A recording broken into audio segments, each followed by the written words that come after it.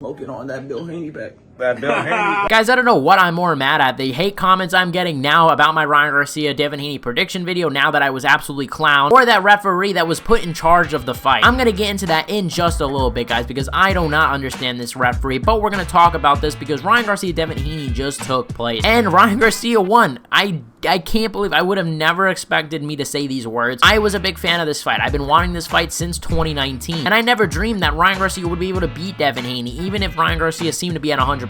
And obviously, I did my fair share of videos. I said that the fight shouldn't happen. I said that Ryan Garcia's whole team, I went at his dad, I went at his promoter, I said that all these guys were selfish, and I still think it's true to a certain extent, because at the end of the day, no matter what happens, hindsight is 2020. Nobody expected Ryan to win this fight. I'm sure there was a few people out there. I'm sure there was enough people that probably was like, oh yeah, there are shots open for Devin Haney, which is what I said in my original video. I said that there was a chance that Ryan Garcia could win. I did not expect it like this though, so I do gotta say I was clowned, and I'm also gonna take a look at some of the comments that you guys left clowning me about the fight. But first, I want to remind you guys to the subscribe button, like, comment, and share. Guys, we just hit 12K. If you guys would help me out and reach to 13K, I'd very much appreciate it. The channel's growing. You guys have been killing it with the support. Let's get into it, guys. Ryan Garcia, Devin Haney took place at the Barclay Center. For you guys that were wondering, I did not go. I didn't think the fight was worth going. I don't regret it. It was still too expensive. I mean, come on. No boxing event with one good fight should be that expensive. And let's just get into the fight, because we start with round one, and within the first 30 seconds, Ryan Garcia rocks Devin Haney with the left hook. And this was kind of a foreshadowing to come, which it didn't really seem like it at the time. It did seem like a lucky shot at the time. I think most people probably reacted that way because, you know, we get to round 2, round 3, round 4, and we're seeing Haney pick apart Ryan Garcia, out jabbing him, which is what I kind of said. I said, look, we're going to see Devin Haney set up jabs to the body, out jab him, move out of the way. And I had told you guys, I said, look, Ryan could win this fight if he's aggressive. So I like the aggressive start. At times, he kind of was on the back foot, and I think it might have been because he wasn't conditioned 100%, which is what I said in my video. I said, I don't think he's conditioned 100%. Even just the fact Ryan didn't make weight, which is another thing I want to talk about. I figured Ryan Garcia wasn't in the best mindset going into this fight, and I still think that's the case. But anyway, we see Devin Haney, he's winning the fight. He's doing very well. And then we get to round 5 or 6, and we see, you know, Ryan Garcia getting a little bit of momentum, and he knocks down Devin Haney. The first time Devin Haney's been knocked down in his career, and I was so shocked. And then here's where I have a problem. We see Ryan Garcia get a big knockdown, and Ryan Garcia is trying to finish this fight. I kind of think Ryan fatigued himself because we saw him slow it down after that round. But regardless, he's trying to finish this fight, and Devin Haney is holding,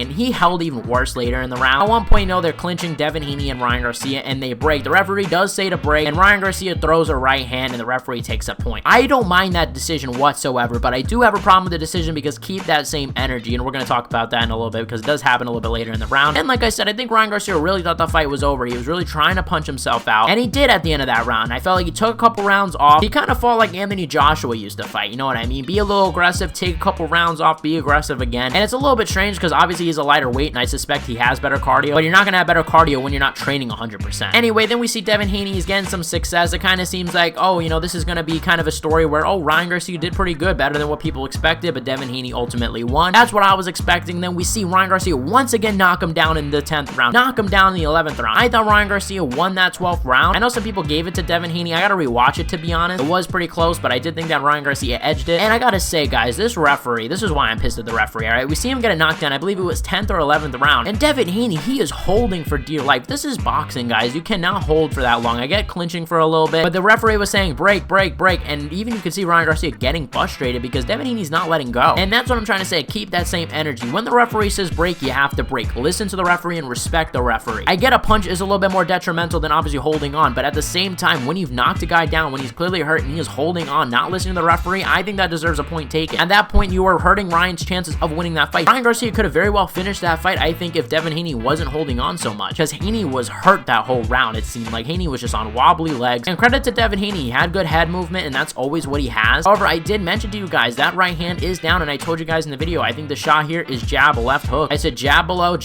and then the left up top, and that's what Ryan Garcia kept doing. He kept being aggressive. Credit to his coaches for coming up with a great game plan. But then we get to the scorecard. One judge had it a draw, which it was a close fight. I don't think you could really argue a draw. I think you could argue at best it's a draw. But even then, I don't think that's a right scorecard. Ryan Garcia takes it with the 2 other other judges, winning a majority decision, handing Devin Haney his first professional loss, which is crazy. Devin Haney has not lost to a lot of guys. I mean, Devin Haney has fought the likes of George Kambosos, Regis Prograis, Jojo Diaz. I mean, the list goes on and on. I mean, Devin Haney is the type of guy that'll fight the best of the best, moving up weight classes, moving down. And Ryan Garcia, you know, gets on the mic. I don't think he was faking the whole Manic episode. I know a lot of people were wondering, was he just faking it? I don't think he was faking it. I do think at the end of the day, I stand by what I said. I think that Ryan Garcia's dad, I think the promoter clearly did not care about Ryan by letting this fight go on. Thankfully, it worked out for Ryan, but it might not have. It could have went the opposite. Ryan was not in his right state of mind. I mean, even making the bet with Devin Haney to give him $500,000 for every pound that he missed, even that, you can see Ryan Garcia's father like, dude, what are you doing? Clearly, there was issues with the weight. Clearly, Ryan was not in the right frame of mind to be making these decisions. However, as I said in my original video, Ryan Garcia might just be that crazy, and that might be what he needs. It does seem like, however, Devin Haney and Ryan Garcia are going to rematch, and I think that is the right call. It was a good fight. I didn't like the clinching. I would have preferred a lot less clinching. I felt like, especially Ryan Garcia turning his back to Devin Haney. He did that in the Oscar Duarte fight. I didn't like it then. I don't like it now. I think it's dumb. Ryan Garcia does like a half-ass shoulder roll, and he just winds up just turning his back to Devin Haney. It's so annoying. And this rematch, I don't know who's going to win, guys. I could see a scenario where Devin Haney went into this fight very much underestimating Ryan Garcia, and maybe he comes back and treats him a little more serious, understands the power, because damn, right, first of all, also I have to mention this, Ryan Garcia must hit like a truck, guys, like dead ass, because every time that left hook landed, it was like lights out for Devin Haney. He got knocked down. Not just that, but also Ryan's ability to find that chin at all times, his accuracy was insane. And yeah, I mean, at the same time, like I said, I think what really won Ryan Garcia the fight was his heart, was his ability to say, hey, you know what, fuck it, at times I just gotta throw. I can't go technique for technique with this guy. I gotta show my heart, and that's what he did. He pushed forward at times